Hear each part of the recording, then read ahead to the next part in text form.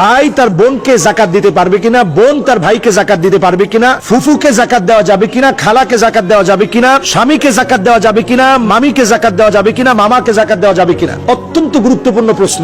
আমরা সমাজের ভিতরে মনে করি যে আপন আত্মীয় বলতে, আপন আত্মীয় তো আমার মা বাবার পরই, আমার ফুফু আমার আপন আত্মীয়, ভাই বোন আমার আপন আত্মীয়, এদেরকে যাকাত দেওয়া যাবে না। আপনি নিজের আপন ভাইকে যাকাত দিতে পারবেন। এক্ষেত্রে যাকাত দিয়েছেন এটা উল্লেখ করারই দরকার নেই যে ভাই তোমার যাকাত দিলাম, এ কথা বলার কোনো প্রয়োজন নেই। যাকাত এটা বলে দিতে হয় না। আপনি আপনার ভাইকে, ছোট ভাই আসছে নাও তোমার কেনাকাটার জন্য 20,000 টাকা নিয়ে যাও, আপনি কেনাকাটার জন্য বললেন, যাকাত আদায় হয়ে যাবে। আপনার বড় ভাই আসছে, ভাইজান আপনি আসছেন, নেন আপনি 20,000 টাকা নিয়ে যান, যাকাত আদায় হয়ে যাবে। আপনার বোনকে যাকাত দিতে পারবেন, ফুপুকে দিতে পারবেন, খালাকে দিতে পারবেন, মামাকে দিতে পারবেন, সবাইকে দিতে পারবেন, কিন্তু আপনি আপনার দাদাকে যাকাত দিতে পারবেন না, আপনি আপনার বাপকে যাকাত দিতে পারবেন না, আপনি আপনার দাদিরে যাকাত দিতে পারবেন না, আপনি আপনার স্ত্রীকে যাকাত দিতে পারবেন না। যদি সৎ দাদি হয় যাকাত দিতে পারবেন, এছাড়া যাকাত দেওয়া যাবে না। আহলে বাইতের পরিবার যারা, নবী পরিবারের অন্তর্ভুক্ত পরিবার যারা, ওনাদেরকে যাকাত দেওয়া যাবে না। সাইয়্যিদ বংশীয়, ওনাদেরকে যাকাত দেওয়া যাবে না। যে লোক নিজে যাকাত দেয় ওনাকে যাকাত দেওয়া যাবে না। যেমন ধরুন আমাকে কেউ একটা এসে একটা লুঙ্গি দিল যে হুজুর এটা আপনার জন্য আনছি, যাকাতের টাকায় লুঙ্গি এনে উনি আমাকে দিল যে হুজুর এটা আপনাকে আনছি, আপনার জন্য এটা হাদিয়া, কিন্তু উদ্দেশ্য হচ্ছে যাকাতের টাকা দিয়ে এনে তিনি আমাকে দিলেন, এটা জায়েজ হবে না। যিনি যাকাত নিজে দেন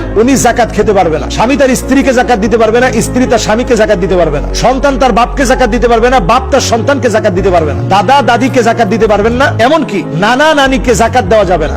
কারণ এরা আসল এবং ফারা, আপনার মূল যারা, বাপের দিক থেকে মূল, মায়ের দিক থেকে মূল, এদেরকে আপনি যাকাত দিবেন না। অন্য সবাইকে আপনি যাকাতের টাকা দিতে পারবেন। যাকাতের ক্ষেত্রে আমরা নিকটতম যারা আছে, আমাদের আত্মীয় স্বজন, পাড়া প্রতিবেশী, এদেরকে আগে আমরা প্রায়োরিটি দিব।